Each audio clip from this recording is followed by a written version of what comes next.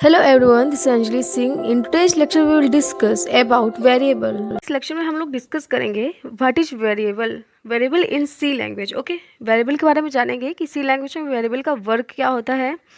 तो देखते हैं सबसे पहले what is variable, variable in C language. Okay, variable को हम और आप ये भी कह सकते हैं कि वह मेमोरी में किसी पार्टिकुलर एरिया का नाम हो सकता है जिसे आप आसानी से डायरेक्ट तो एक्सेस नहीं कर सकते. ठीक है, इसलिए उस पार्टिकुलर एरिया का हम वेरिएबल के माध्यम से कोई नाम दे देते हैं ताकि उस मेमोरी एरिया में स्टोर की गई वैल्यू को प्रोग्राम में एक्सेस किया जा सके या पुनः पार्टिकुलर मेमोरी एरिया में प्रोग्राम की वैल्यू को स्टोर किया जा सके. ओके, एंड वेरिएबल को हम और भी नाम से जानते हैं, जैसे कि आइडेंटिफायर कहा जाता है. ओके, वेरिएबल को हम कई नामों से जानते हैं जिसे आइडेंटिफायर कहते हैं.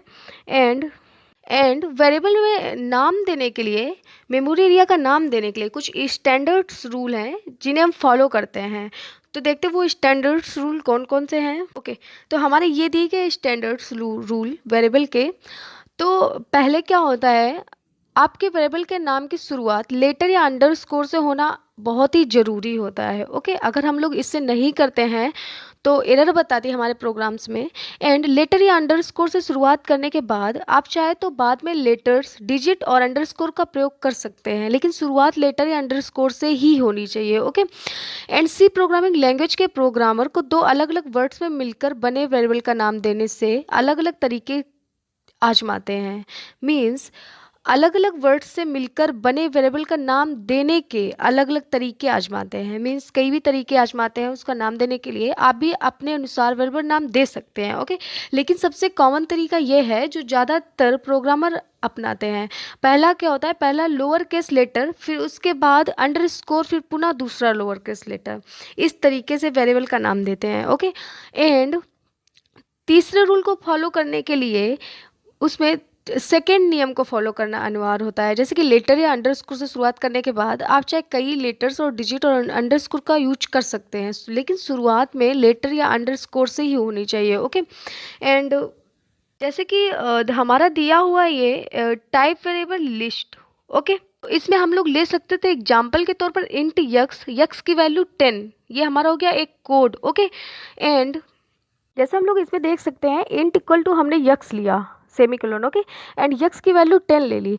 तो इसको कैसे समझते हैं, तो सबसे पहले इंट डेटा टाइप डिक्लेयर किया गया इसमें जो कि पूर्णांक संख्या को स्टोर करेगा. ओके, इसमें सभी नंबर्स आ जाएंगे चाहे वो धनात्मक हो, ऋणात्मक, प्लस में हो या माइनस में. लेकिन ध्यान दें दशमलव वाली संख्या इसमें नहीं आती है.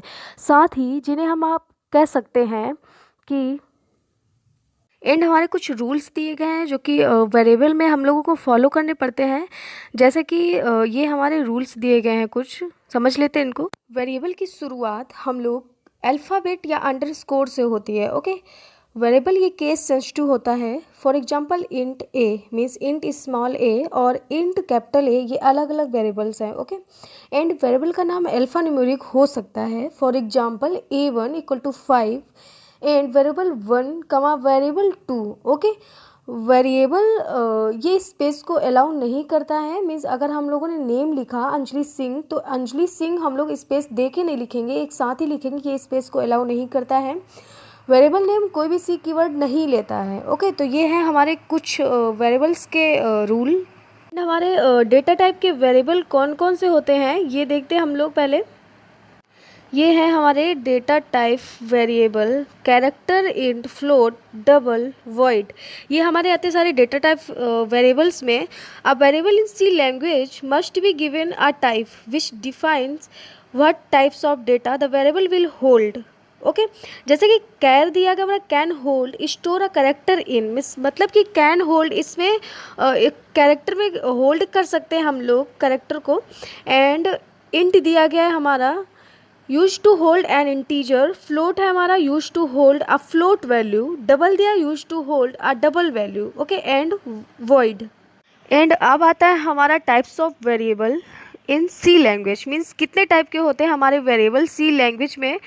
तो 5 प्रकार के होते हैं हमारे वेरिएबल इन सी लैंग्वेज में. पहला है हमारा लोकल वेरिएबल, दूसरा है ग्लोबल वेरिएबल, एंड तीसरा है स्टैटिक वेरिएबल, चौथा है ऑटोमेटिक, और फिफ्थ है हमारा एक्सटर्नल वेरिएबल. ओके, तो इन सारे वेरिएबल को हम लोग अलग अलग समझेंगे.